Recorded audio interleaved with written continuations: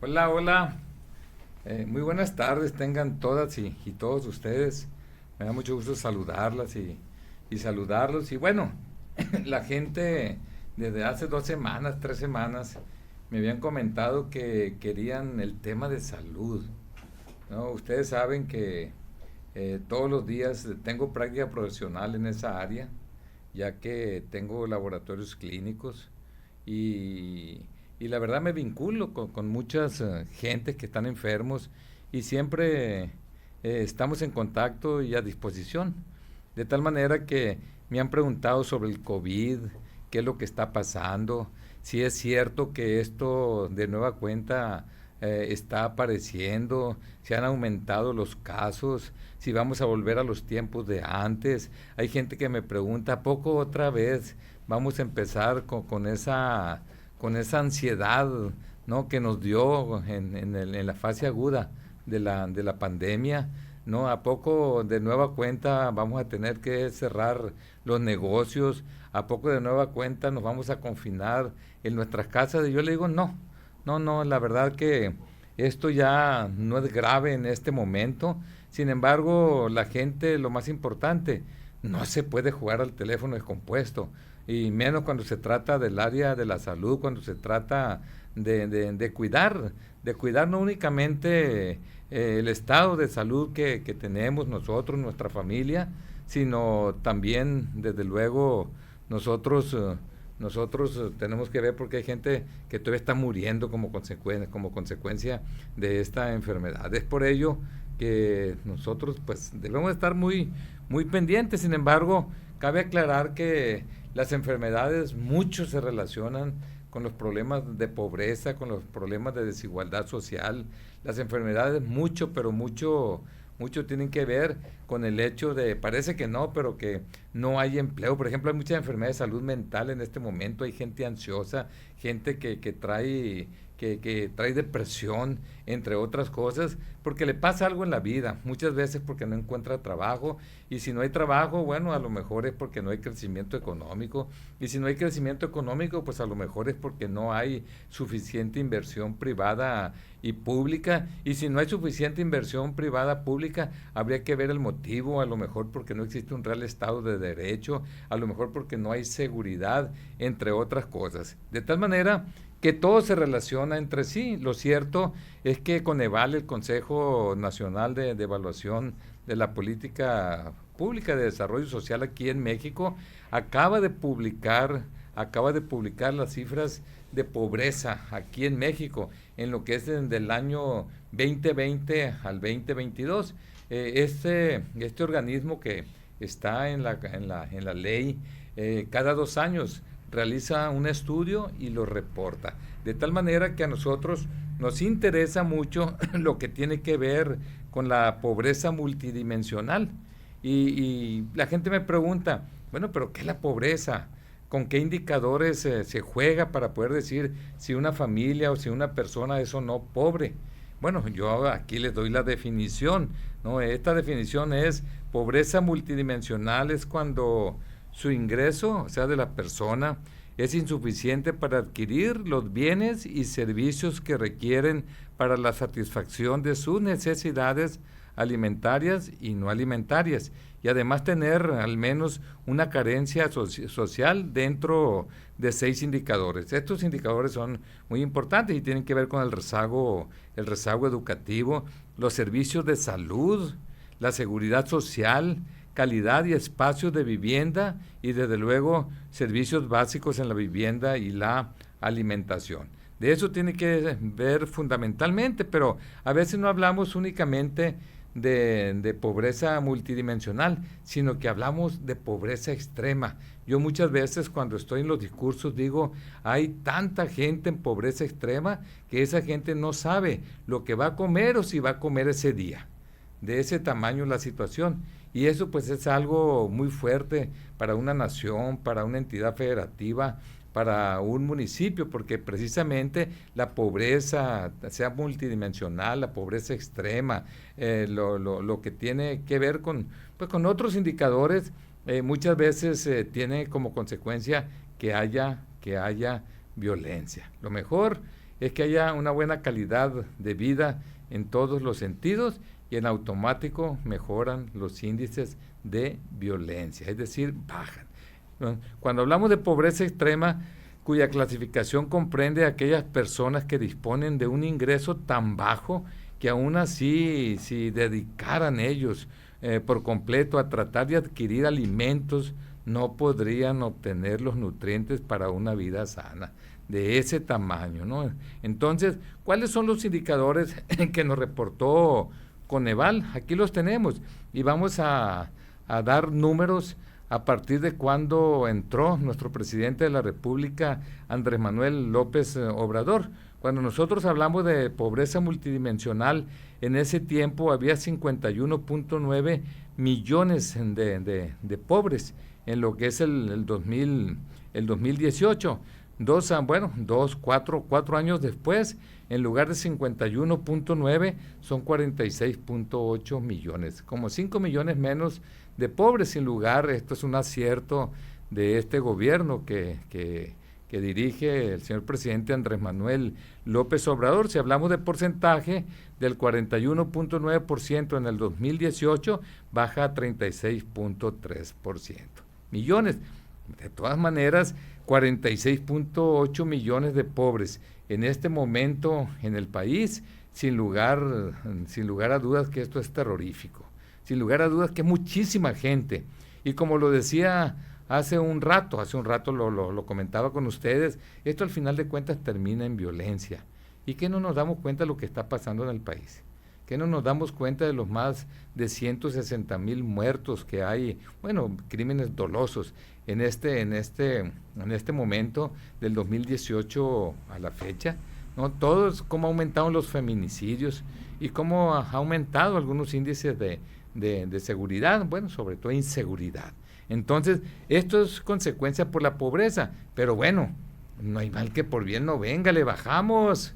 Bajó de 51.9 millones en el 2018 a 46.8 millones. Pero cuando nos vamos a lo que es la pobreza extrema, aquí es muy importante comentar, en el 2018 había 8.7 millones de mexicanos que vivían y viven todavía en la pobreza extrema.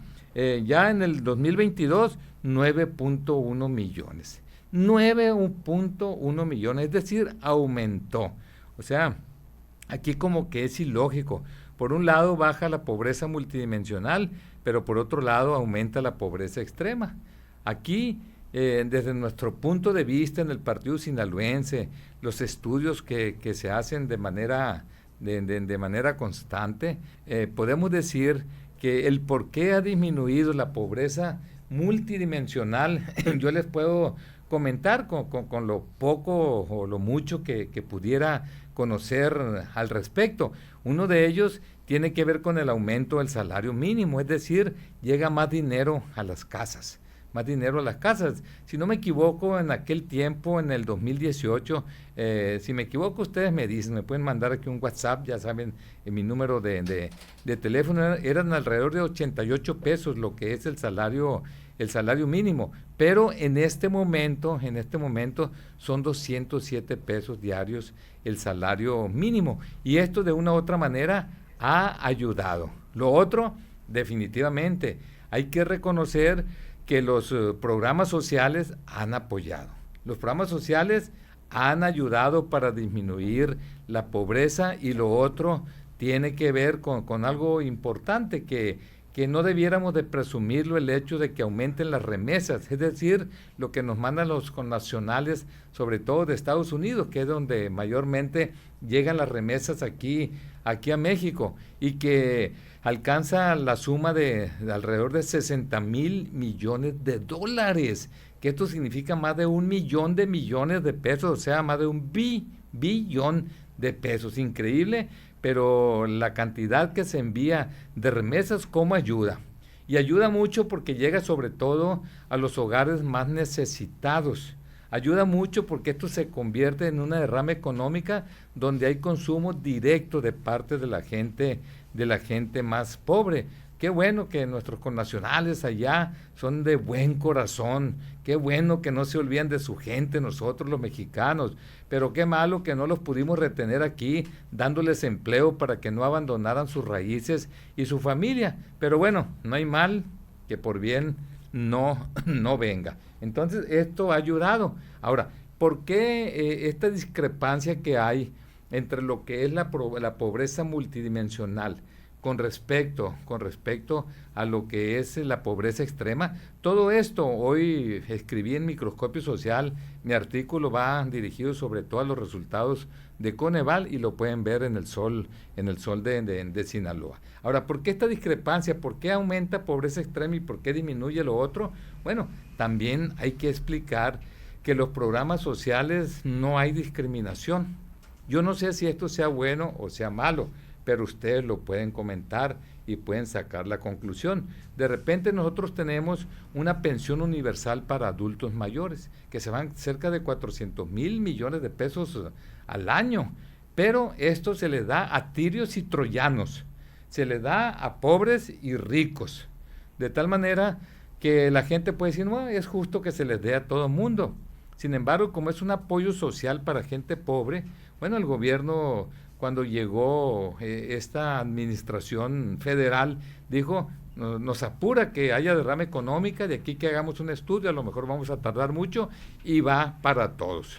Entonces, eso tiene como consecuencia de que la pobreza allá con los más pobres, como que no es suficiente ese recurso económico para sacarlos de la pobreza extrema, pero bueno, sí es suficiente para sacarlo de la pobreza multidimensional. Por eso mejoramos en más de 5 millones de mexicanos que salieron de la pobreza multidimensional.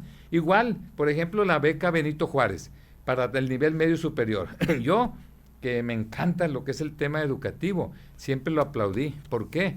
Porque si hay un tipo educativo donde hay mucha deserción escolar, nada más el 28% a nivel nacional. Por ejemplo, del porcentaje que entra a preparatoria, aquí se queda alrededor del 28% de lo que entró a primer año de esa generación. 28%. Pero de los egresados de preparatoria, todavía el 14% no entra a nivel superior porque la gente se va a trabajar, porque no tiene dinero, porque sus padres les exigen pues que entre lana a la casa y muchas veces abandonan sus estudios. Por eso, de cada 100 niñas y niños que entran a primaria aquí en México, únicamente terminan una carrera profesional, 27, 26, 27, nada más. El resto se quedan en el camino. Y mucho tiene que ver la fregada pobreza, la pobreza extrema. Eso tiene mucho que ver. Por eso es muy importante que un país, además de repartir lana, produzca, genere, que haya productividad, crecimiento económico, ¿no? Y para que haya crecimiento económico, pues se le tiene que invertir más el tema educativo, que se le invierte a la ciencia y a la tecnología. Tiene que haber innovación, desarrollo tecnológico. De lo contrario, bueno, es la misma gata pero revolcada. Entonces necesitamos mejorar en ese tenor. Y aquí están los datos. Fíjate, todo partió a través de una gráfica. Y también, cuando nosotros nos vamos al rezago educativo, sobre todo que se toma como base el nivel básico, en el nivel 18 había 23.5 millones de mexicanos que estaban en rezago educativo. 4 años después, aumenta a 25.1 millones. Se le tiene que invertir más al tema educativo. Se tiene que entender, yo no sé cómo hacerle, hay que gritar que el mejor igualador social que existe en el mundo, estamos hablando de pobreza, es la educación. La única posibilidad de que esos millones de pobres, 46, hijo de la fregada, 46 millones, la única posibilidad que tienen de escalar socialmente es estudiando. No hay de otra. Por ello nosotros, los padres de familia, tenemos a nuestros niños y estamos pensando que cuando tengan cuando tengan la edad para entrar al kinder, rápidamente inscribirlos. Pero ahora ya la vida es otra.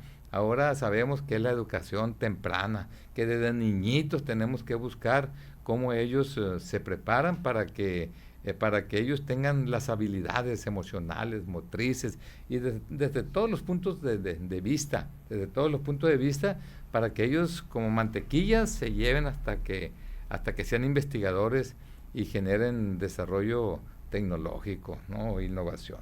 Entonces todo esto es parte de, pero vean, aumentó el rezago educativo. Ahí está lo que hemos venido platicando. Y lo otro, que esto sí es catastrófico. Ustedes recuerdan toda la crítica que hubo con el Seguro Popular, que quitaron el seguro popular, que no era seguro y ni que era popular tampoco, y pusieron al INSABI, y el INSABI fue un sonoro desorden, un sonoro desastre. Ya lo quitaron también, y ahora lo que tienen es el IMSS en Bienestar, que apenas está haciendo lo posible, no sé qué vaya a pasar, pero lo cierto es que del 2018 había 20.1 millones en carencia en lo que tiene que ver acceso a los servicios de salud, o sea, carencia social. Ese 20.1 millones subió a 50.4, 30 millones, ¿no? Pues, lógico, muy difícil. Por eso estamos como estamos. Por eso nos pega durísimo, ¿no? La situación del COVID-19. Ustedes recordarán que en el caso de lo que es la salud, de lo que fue la pandemia COVID-19, a nivel nacional el índice de letalidad está en un 4.3%, 4.3%. Pero a nivel mundial, de cada 100 infectados por COVID murió o está muriendo menos de una persona. Pero en México 4.3, que dice que no andamos bien. Y en Sinaloa andamos peor, porque allí es 5.3% en Sinaloa, ¿no? Es decir, aquí en Sinaloa han muerto más de 10,000 sinaloenses por COVID-19. A nivel nacional, alrededor de 334,000, y a nivel mundial hay como 7 millones de gentes que han muerto por COVID-19. Pero si a nivel mundial tuvieran el porcentaje de nosotros de 4.3%, 5.3%, en lugar de 7 millones a nivel mundial fueran más de 30 millones. ¿No? ¿Cuál es la diferencia aquí? La diferencia es la infraestructura hospitalaria, la diferencia es el servicio médico, la diferencia tiene que ver con que haya medicamentos disponibles, la diferencia es que haya vacunas. Muy importante. Una vez que se descubrieron, pues fue una bendición lo relacionado a las vacunas. Y en el caso de Sinaloa, cuando hablamos nosotros de la pobreza multidimensional, aquí ha disminuido a partir del 2018, en lugar de 928,000 son 668,000, y en el caso de la pobreza extrema, en lugar de 65,000 tenemos 55,000. No nos ha ido bien, a nosotros como sinaloenses en ese aspecto, pero el índice de letalidad que acabo de comentar es más alto que a nivel nacional. Quiere decir que falta mucho por hacer todavía aquí en el estado de Sinaloa. Yo estaba leyendo a un infectólogo o inmunólogo, no sé si es infectólogo o inmunólogo, Alejandro Macías, que ustedes a través de las redes, siempre desde que apareció el COVID-19, él ha estado informando, y dice: en México es de celebrar que hoy el presidente López Obrador señaló que su principal objetivo ahora es tener un sistema de salud de clase mundial antes de que termine su mandato, ¿no? Eso es lo que quiere. Dice: por desgracia, le faltará el tiempo, y con el 3% de inversión del PIB, eso no será posible. Es decir, podemos decir muchas cosas. La cuestión es que haya voluntad. La cuestión es que haya lana. Entre voluntad y lana se pueden lograr muchas cosas. Simplemente, ustedes recordarán que aquí hemos discutido que el presidente ha comentado que él quiere tener un sistema de salud aquí en México igual que Dinamarca. Pero nosotros, esa comparación no debiera de hacerse. Esa comparación no debe de hacerse por el solo hecho de que Dinamarca tiene 6 millones de habitantes y nosotros tenemos casi 130 millones de habitantes aquí en México. Hay que compararnos con países similares también en población, y eso no es posible, pero cuando yo le esculco un poco más y hablamos, por ejemplo, el número de camas que tiene Dinamarca por cada 1,000 habitantes, anda en 2.6 y México anda en 1. ¿No? Esto de las camas es importante comentarlo porque dicen ustedes, ¿y qué tiene que ver las camas? Bueno, es la infraestructura hospitalaria y es un referente y en torno a eso se ve si se está bien o no se está bien, si hay suficiente cobertura o no hay suficiente cobertura, porque esto después lo proyectan en torno al número de consultorios, al número de médicos, a la inversión, entre otras cosas. Por ejemplo, doctores, por cada 1,000 aquí en Dinamarca tenemos 4.2 por cada 1,000 habitantes, independientemente del número de habitantes. Si son 130 millones aquí y son 6 millones allá en Dinamarca, bueno, lo estamos sacando por cada 1,000. 4.2 doctores, aquí 2.4 en México. Hacen falta médicos aquí en México. Y aquí en Sinaloa, pues hay que darle gracias a Dios a la Universidad Autónoma de Sinaloa. Felicidades al doctor Madueña Molina por la certificación internacional que acaba de tener la Escuela de Medicina, que son miles de alumnos los que están allí. Ellos nos van a curar a nosotros. ¿Cómo olvidar cuando yo estaba en la vacunación allá junto con bueno, los generales ahí en la zona militar, ¿no? Allá en la zona aérea, ¿no? Aquí de lo que es el ejército mexicano. O sea, ¿cómo olvidar esos miles de brigadistas universitarios que prácticamente salvaron la vacunación aquí en el estado de Sinaloa? Y cómo olvidar la tecnología que puso la universidad para poder mantener la vacuna Pfizer a menos 70 grados centígrados, ¿no? Si hablamos de enfermeras, allá tienen 10.1 por cada 1,000 en Dinamarca. Aquí en México 2.9. Hay mucha chamba para las enfermeras. El Producto Interno Bruto que invierte en Dinamarca es el 10% y aquí, entre lo público y lo privado, 5.4%. Entonces, vean ustedes. Y bueno, se me ocurrió ver el número de camas que tienen varias naciones. Por ejemplo, Japón, que lo he comentado con ustedes, que el promedio de edad que tienen allá es de las poblaciones más viejas, bueno, con mayor edad, pues, que tiene el mundo, 48.5 años, ese es su promedio. México tiene 39.3 años, nuestro promedio, es muy alto lo que tiene Japón.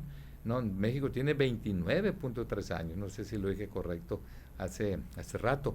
Entonces, ellos tienen 13 camas por cada 1,000 habitantes. Japón. No, México tiene una.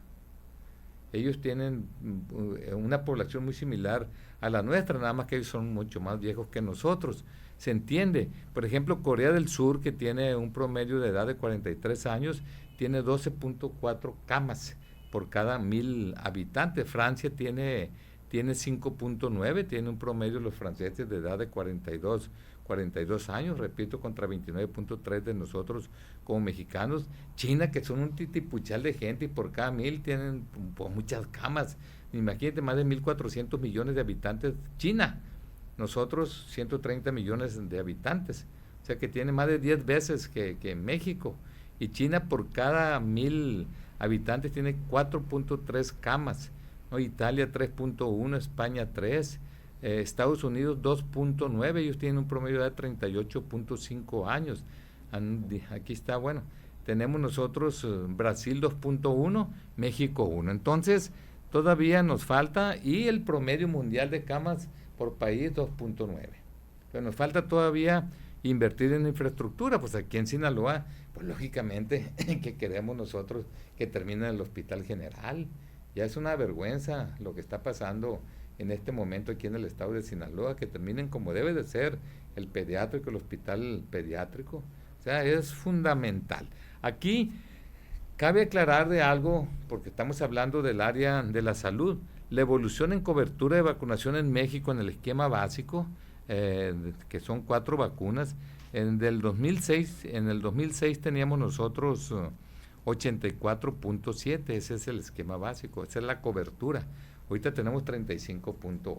Por eso están apareciendo otras enfermedades de nueva cuenta, están apareciendo la tuberculosis, más lepra, más infección. Bueno, tenemos el paludismo, que el paludismo pues es una enfermedad que se transmite a través de un artrópodo, de un mosco, y es un parásito el que te transmiten, que es el Plasmodium vivax, falciparum, noval. Hay diferentes tipos de parásito en ese aspecto. Entonces se desploma en México la vacunación infantil, eso significa que a futuro va a haber más enfermedades. Entonces debemos de estar muy atentos, pero bueno, yo creo que hay que tener mucho cuidado en lo que es, yo creo que no voy a ir el tiempo aquí, hay que tener mucho cuidado con lo que es el sector salud, porque miren, esto es del día de ayer, dice, fíjense, o sea, vean, bueno, se los voy a decir, dice, sin vacuna BCG, yo me acuerdo, bacilo de Colmet-Guerin, me acuerdo de las clases que tuve hace más de 45 años, ¿no? Es un bacilo, el bacilo tuberculoso. Dice, sin vacuna, BCG contra tuberculosis para recién nacidos. Instituciones de salud reportan desabasto, clínicas de la Secretaría de Salud, del IMSS y del ISSSTE reconocen que hay desabasto de la vacuna BCG para recién nacidos. Personal médico señala que la situación tiene entre 1 y 2 meses y que no hay fecha estimada para que se restablezca el abasto. Por favor, hombre, por eso la tuberculosis está aumentando. Necesitamos proteger a nuestros niños, pero para eso se necesita la vacuna y esto no debe de fallar. Y esto es una noticia del día de hoy o del día de ayer. Es del día, sí, del día de hoy o del día de ayer es esta noticia. Entonces habría que checar, pero también logré rescatar, ya ves que iba a dar este tema de salud hace algunos días, pero voy a comentar algo que encontré, que aunque ya pasó, de todos modos quiero que ustedes sepan puntos de vista. Por ejemplo, Pablo César Espinosa de Altavoz dice, qué pinche coraje, impotencia e indignación con él tu IMSS, dice, ¿no? Dice, y su hospital general, zona 49 de Los Mochis, Sinaloa, pacientes semidesnudos, porque no aguantan el calor, algunos con temperatura corporal de 38 grados, luchando quizá por su vida y el hospital no cuenta con aire acondicionado. El clima ronda los 40 grados al mediodía en esta ciudad y los directivos a cargo de Zoé Robledo se huelen puros pretextos y cero soluciones. Si no se mueren de su enfermedad, se van a morir deshidratados los pacientes, muchos de ellos de la tercera edad. Insisto, qué pinche coraje. Lo dijo Pablo César hace, yo creo que como 2 semanas, de esto yo lo iba a sacar aquí, pero nunca lo dije. Y dije, lo voy a llevar. Ya parece que ya hay aire acondicionado. Qué bueno, pero tiene que haber presión. Todo es preventivo. Y la gente que se deshidrata y se muere, ¿qué ondas? No, esa está bien, ya se fue. No, de aquí para adelante empezamos a contar. ¿Qué les parece? Bueno, esa es la cuestión. Por ejemplo, dicen también aquí, estaba a 8 columnas, dice, vive en un infierno por falta de aire acondicionado en el hospital 49 del IMSS. Seguramente es lo que dijo Pablo César. Pero también, no, el 28 de julio, recuerdo que leí esto, el director del ISSSTE de Guasave pidió a los derechohabientes esperar por lo menos 15 días más para que les arreglen el aire acondicionado en el área de medicina general, donde ya suman más de 3 meses sin refrigeración. Dice, Rubén Chand dijo que por ahora consultarán en urgencias, pues ahí sí hay aire y por lo menos ya no sudarán tanto, ¿no? Entonces, esto pues es parte nada más para que se tenga una idea, seguramente ya se arregló, pero también a nivel nacional logré rescatar esta nota, dice, una mala y triste nueva para tu IMSS, dice, los servicios de terapia radiológica para combatir el cáncer en el Hospital Siglo XXI se estarían reagendando hasta dentro de 2 meses. ¿La razón? Falta de mantenimiento preventivo no permitió la reparación programada. Dice, casi Dinamarca. Dice, pues no, pues, esto es lo que está pasando. Esto es del 20 de agosto. ¿Cuándo fue el 20 de agosto?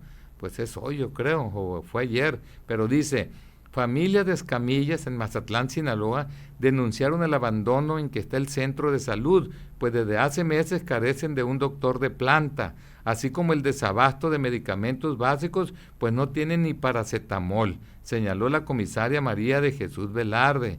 A nombre de las familias de Escamillas, la comisaria pidió en un boletín tanto al gobernador Rocha Moya como a la Secretaría de Salud voltear a ver esta comunidad y al centro de salud, el cual, a pesar de haber sido remodelado, no cumple con la función para dar servicio a los más de 1,200 pobladores. Se debe tener mucho cuidado. Todo esto causa problemas de salud y causa muertes, y eso, bueno, nadie se da cuenta. Ya pasó, a cabo no fue mi familia, es la de allá de enfrente. Además, queremos acabar con la pobreza y una forma es matando a los pobres. No se vale, no se vale. Hay que prevenir, por eso se es gobierno, ¿no? Y bueno, yo quería comentarles a ustedes también cómo estamos aquí en México y ver los últimos reportes que hay, ¿no? Son reportes muy importantes que vienen del INEGI, ¿no? Que son estadísticas de defunciones registradas en el año 2022. Seguimos, la gente muere más por problemas del corazón. Y quiero decirles que mucho es secuela de COVID, por eso abusados, ¿no? La enfermedad del corazón en el año 2022 tuvo primer lugar, ¿no? Las principales causas de muerte, como principal causa de muerte, fueron 200,535. ¿Qué le sigue? La diabetes mellitus, es lo que le sigue, con 115,681 muertes. ¿Qué le sigue? Los tumores malignos, con 90,018. Después siguen las enfermedades del hígado con 41,420. Entonces, esto es cómo está muriendo la gente, cuál es la causa por lo cual está muriendo la gente. Y la diabetes mellitus, que bien controlada, la gente puede vivir muchísimos años, pero debe de controlarse, debe de haber medicamentos para ellos, insulina disponible, la metformina debe estar disponible en las farmacias de las instituciones públicas de salud. Sin embargo, muchas veces tenemos este tipo de problemas. Ahora que tuvimos la pandemia, pues mucha gente no quiso salir de su casa porque salía por la diabetes y pescaba el COVID, y los que tenían diabetes fácilmente se agravaban y mucha gente moría. Y es por ello que la gente un tanto se descompensó.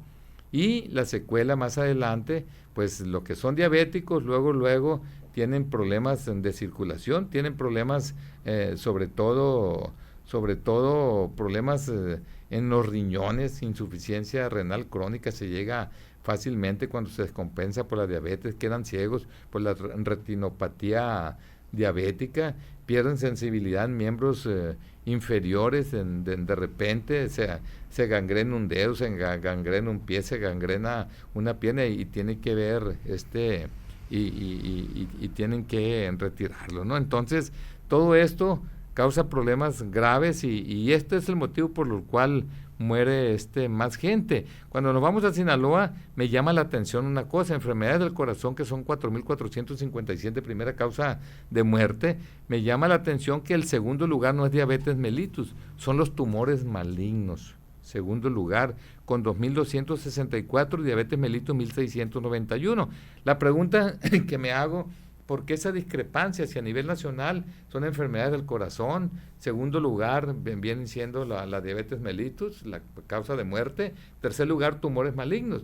A lo mejor pudiera ser porque nosotros le apostamos mucho al sector económico primario, somos campeones en muchos sentidos en lo que es el tema de la agricultura, y en la agricultura se utilizan muchos productos químicos, ¿no? Se utilizan pues todo lo que son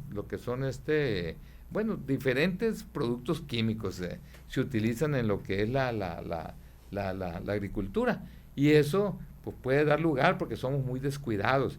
A mí, cuando era maestro de la Facultad de Ciencias Químico-Biológicas, me tocó participar en un protocolo de investigación donde íbamos a los campos agrícolas y nosotros todo lo que tiene que ver los jornaleros agrícolas, checamos, les extraíamos sangre a mucha gente para detectar una enzima que tenemos todas las personas con linesterasa sérica, y nosotros veíamos si esto variaba, era directamente proporcional a la contaminación por ese tipo de productos químicos, ¿no? Los plaguicidas, por ejemplo, los órganos fosforados, ¿no? Entonces, debido a eso, pues muere mucha gente, se desarrolla la leucemia, el cáncer en la sangre, entre otros tumores. Encontramos así, nunca se me olvida que donde estaba el caballito, estaba una empresa de plaguicidas que se llamaba Yasa. Pasaba por ahí y ya de cuenta, cuando pasas ahorita por el Senado de la República,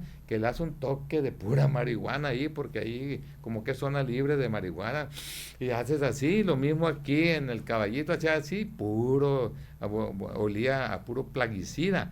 Y me acuerdo que le hicimos unos exámenes de colinesterasa sérica al velador, salió hasta el tope, a los 2, 3 días murió, ¿no? Entonces, esto puede ser la causa, pero bueno, eso es lo que yo pienso como investigador, que tengo experiencia en ellos, porque íbamos a los campos agrícolas, encontramos las vasijas ya vacías prácticamente, pero con residuos de productos químicos que los tiraban allá a los canales y todo se contaminaba.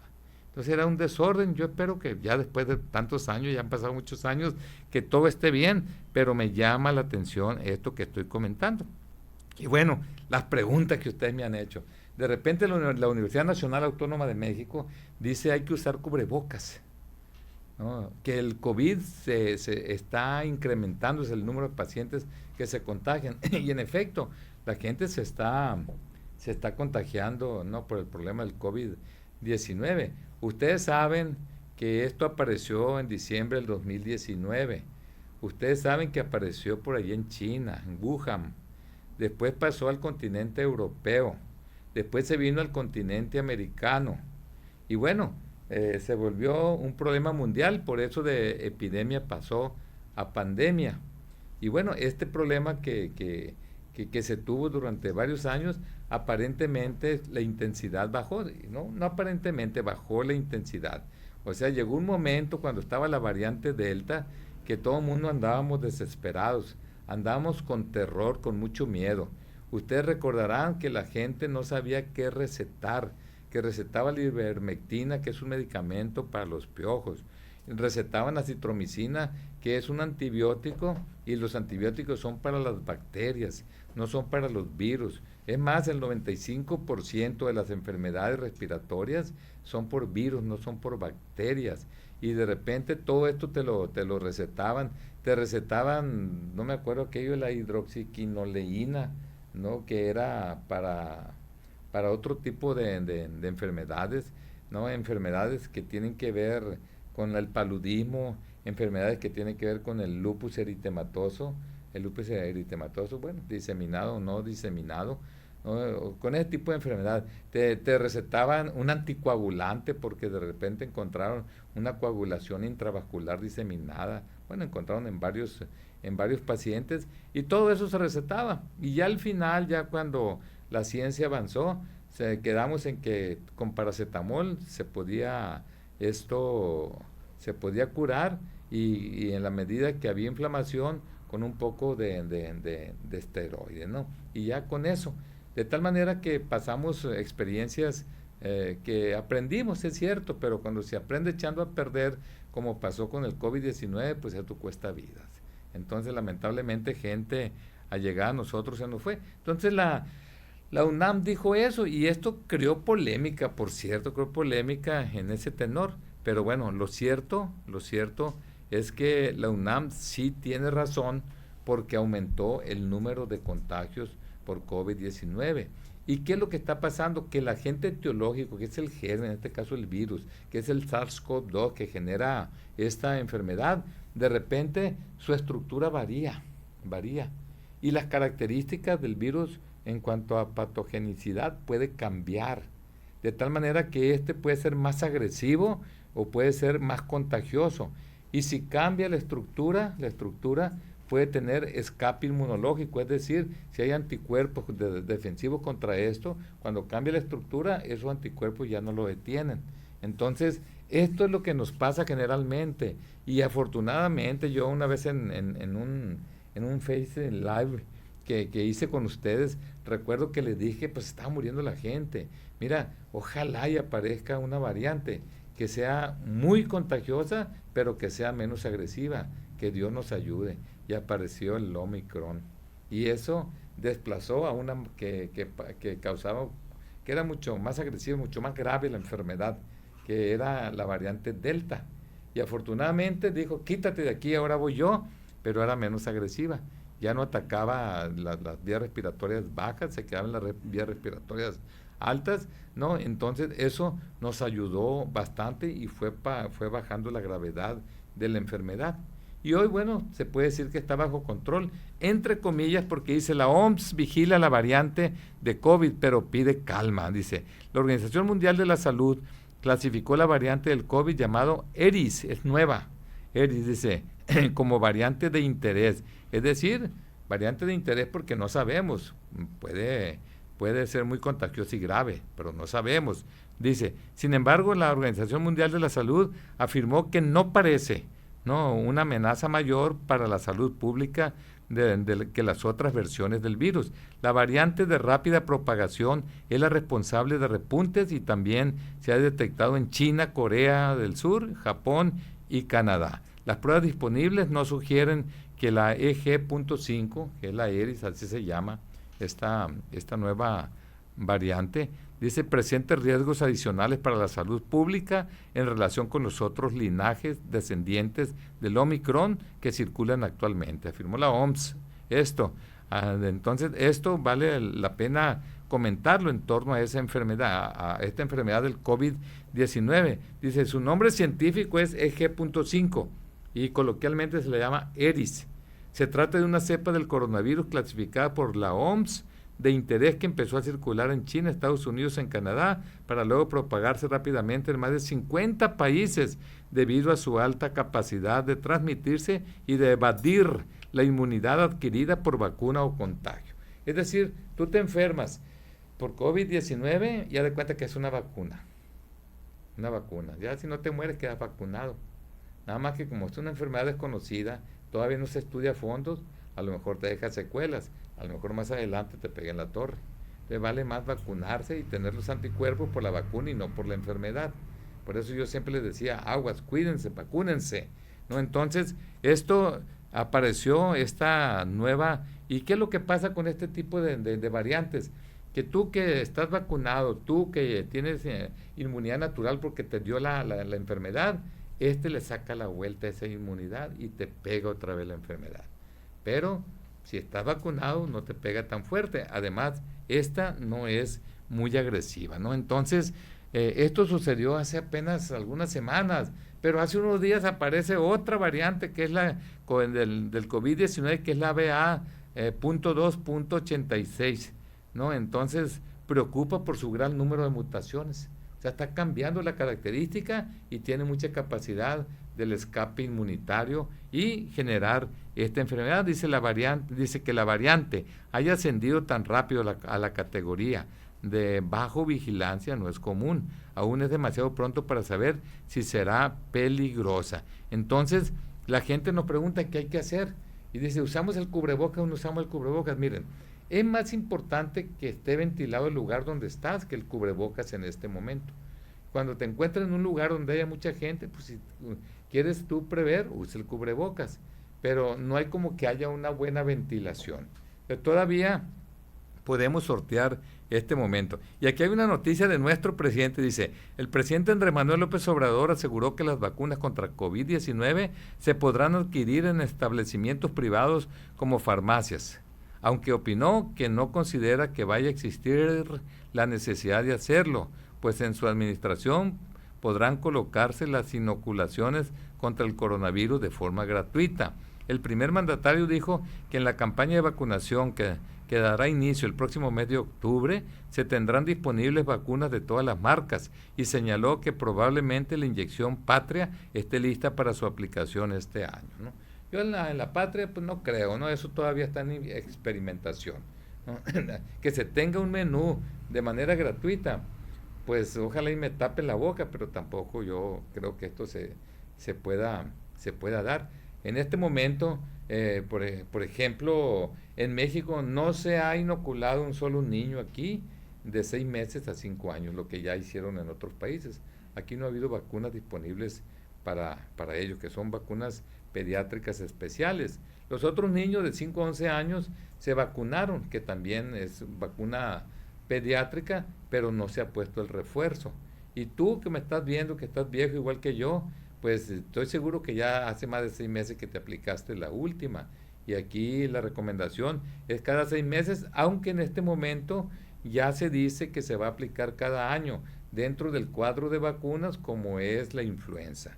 La influenza pues se tiene y a partir de octubre, noviembre se comienza a inocular, que no es toda la gente, es únicamente la gente que es vulnerable. Entonces, esto es fundamental comentarlo. Vamos a ver qué pasa. No hay vacuna aquí en México. La única vacuna es la cubana, la Abdala, pero hay que decirlo, que esta vacuna es de primera generación. Cuando hablo de primera generación, es que eso neutraliza la gravedad de la cepa original, pero después apareció la Omicron, entonces esa tiene escape. Hay que tener una vacuna de segunda generación. Segunda generación significa que neutraliza el Omicron y neutraliza la cepa original, pero ahorita ya apareció la EG, la que acabamos de comentar, y la 286. Entonces, para noticias de ustedes, dice la vacuna COVID actualizada de Moderna es efectiva contra la variante Eris, que quiere decir que es de tercera generación ya. Y aquí va lo último que se publicó el día de hoy. Dice, en Estados Unidos, en las próximas semanas, estarán disponibles para el público las vacunas actualizadas contra las nuevas variantes de COVID-19, entre ellas la más reciente denominada EG5 o ERIS. Es decir, hasta esta que acabo de comentar, ya nos vamos a poder proteger también, que apenas apareció este mes. Es una excelente noticia, pero para los estadounidenses, porque es allá donde se podrá poner. Oye, ¿tú tienes lana para ir a Estados Unidos? Tú de la colonia Huizaches por allá, ¿no? O estos 46 millones de pobres que Coneval acaba de reportar, ¿tendrán lana para ir a Estados Unidos para aplicarse esta vacuna? Yo creo que no. Dice, porque es allá donde se podrá poner. Mientras eso ocurre en el país vecino, nos recuerdan, el gobierno mexicano sigue aplicando la vacuna cubana Abdala, que hace 2 años hubiera sido una maravilla, pero ahora es casi igual a un placebo. Un placebo es, ahí te doy tu medicina, te la chupas y es agüita y tú crees que es medicina. No, o sea, que no hace efecto. Yo que conozco, que he elaborado vacunas, que conozco la microbiología, que conozco esta enfermedad, si tú me dices, entonces ya no me aplico la Abdala, yo te diría, sí, aplícatela. Siempre hay reacciones cruzadas, siempre te va a proteger en alguna magnitud, pero si te aplicas específicamente para la primera generación, para la segunda y para la tercera, pues te protege más. Si no, por ejemplo, esta tercera generación y esta primera, ¿no? Haz de cuenta que esta tercera generación tiene 2 dedos de esta primera generación, entonces te protege 2 dedos, no los 5. Pero sí sirve, me consta. A mí me preguntaba la gente, oye, que nos podemos vacunar, si tengo 3 meses, vacúnate. Oye, pero que me vacuné Pfizer, me puedo poner la Moderna, me puedo poner las otras chinas, vacúnate. Y nunca tuvimos ningún problema. ¿Por qué? Porque conocemos cómo actúa una vacuna, sabemos lo que es la vacuna, sabemos la nueva tecnología de los ácidos ribonucleicos mensajeros, cómo actúan. Sabemos que si nosotros atenuamos un virus y lo inoculamos, es una vacuna muy segura, como pasa con la Abdala. No pasa nada. Lógicamente que siempre puede haber alguna reacción, pero cuando te tomas una aspirina también, un Mejoral también, una Prodolina también, o te inyectas penicilina también. O sea, todo tiene riesgo en la vida, es el precio de estar vivo, pero lógicamente que queremos inocuidad, pero 100% nunca vamos a encontrar, ¿no? Y esto es experiencia propia, 45 años trabajando en el área de la salud, pero de veras, no de mentiritas, no como esos gobiernos que dicen que tienen mucha experiencia, pero no saben, nunca han creado un empleo en su vida. ¿Cómo van a llegar y crear empleo? Nadie puede impulsar lo que no sabe. ¿no? Entonces, pero bueno, no me quiero meter en este momento a la política, ¿no? Y además, por si fuera poco, pues ahí está el dengue, que está aumentando bastante. El dengue, hay que cuidarse de él, muere gente por dengue, muere gente por dengue hemorrágico, muere gente porque se complican algunos órganos. Entonces, esto es importante, pero el dengue es preventivo también. No, tú cuando te cuidas del COVID-19, pues trata de no darle un beso a alguien porque se transmite de persona a persona. O trata de no acercarte 1 o 2 metros a alguien cuando estaba la época fuerte del COVID, porque se transmite a través de las gotículas de saliva. Pero en el caso del dengue, pues no se transmite a través de la gotícula de saliva. No vas a usar cubrebocas para protegerte del dengue. Claro, ¿de quién te vas a cuidar? De quien te mete el dengue. ¿Quién te lo transmite? Un artrópodo, un mosquito. Y son tales y cuales mosquitos. Entonces hay que evitar que haya mosquitos contaminados por ese agente que es un virus, lo del dengue. O sea, fundamental, ¿no? Y si nosotros si nosotros, preguntas y más preguntas, si nosotros podemos eliminar el mosquito ya adulto, pues lo tenemos que fumigar. Pero la fumigación hace daño, mejor que no nazca el mosquito adulto. ¿Cómo le hacemos? Nos vamos a las larvas. ¿A dónde? Donde hay agüita. ¿Qué ponemos? Abate para que no se desarrolle la larva y salga el mosquito adulto. Pero ¿qué tal si vamos más allá? Todavía, para que no haya esos charquitos pequeñitos, esas botellas, esas llantas, esos cacharros, hay que descacharrizar. Entonces, todo en la vida es preventivo. Entonces, ya me dicen que prácticamente se nos acaba el tiempo, pero bueno, esto es fundamental. Dice, me llamó la atención esto porque aquí en Sinaloa muchas escuelas están muy descuidadas, ¿no? Está temblando en Sinaloa. Ya cumplieron muchos edificios su tiempo de vida, ¿no? Entonces, no queremos que en un futuro nos salgan que se cayó el techo y que hubo niños que lamentablemente fueron heridos o murieron, como ha pasado con algunos pedazos de techo que se han caído y algunos abanicos. Entonces, un llamado a todas las escuelas, que son 4,000, 5,900 escuelas de nivel básico, lo que hay aquí en Sinaloa, que son casi 600,000 niños del nivel básico. Entonces ya vamos a regresar a clases. Hay que cuidar esto porque en el Rosario se cae el techo del Museo Lola Beltrán tras fuertes lluvias. Fíjense, se cayó el techo ahí de la Lola Beltrán.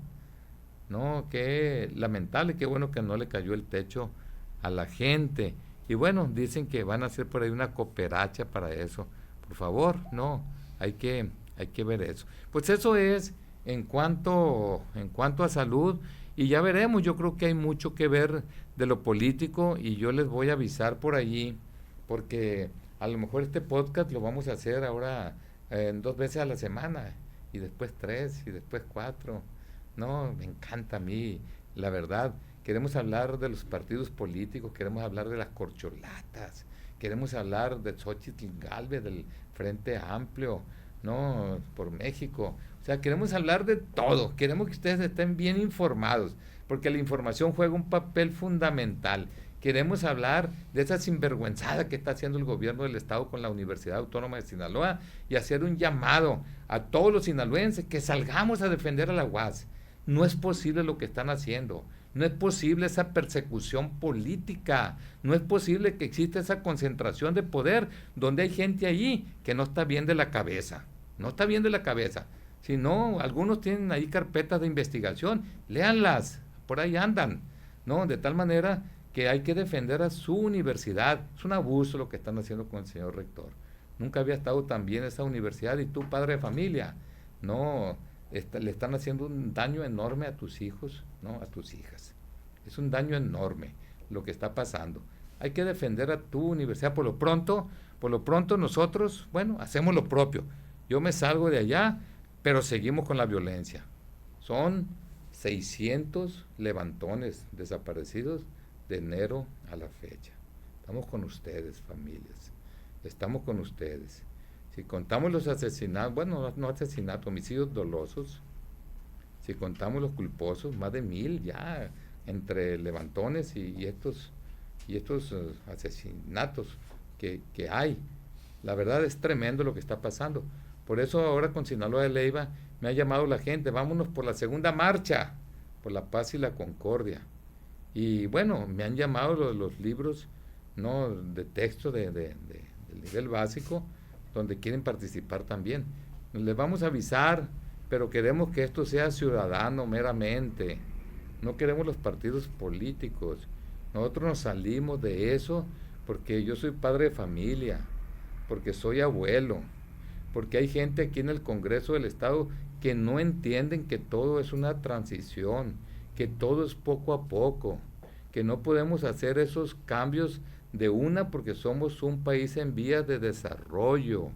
No somos un país para que nos comparen con países europeos, en donde allá la cobertura en el tema de la educación superior es mucho más alto. Nosotros tenemos que ir poco a poco y tenemos que cuidar a nuestras niñas, a nuestros niños, a nuestros adolescentes. Déjenos a los padres de familia tomar decisiones. No sean gachos o no sean, ya saben qué. Muchísimas gracias. Nos vemos en la próxima.